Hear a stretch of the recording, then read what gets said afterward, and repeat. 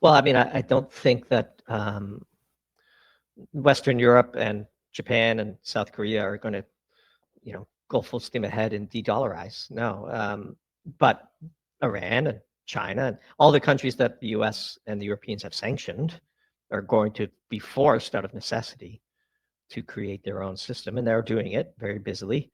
And sanctions don't work, which is a common theme of our writing. They backfire, and the aggressive use of sanctions against China and its semiconductors is only going to accelerate Chinese semiconductor development in the same way that sanctioning Russian oil was only going to strengthen Russia. Sanctions don't work, they backfire. And yet, like going to war and losing all of them, Western politicians seem to treat every piece of evidence of ineffectiveness as proof of the need to do more. But yeah, it's the same with, European integration. It's just that, we need to integrate more. It's the same with, I guess, the social aspects in the UK and Europe as well. We just need to give more. We need to tax people more. It's just trying to go further and further into the things that haven't worked for the past. Yeah, look, we think the EU would have been a victim. The EU itself, the entire project would have been a victim of a closure of the Straits of Hormuz, for example.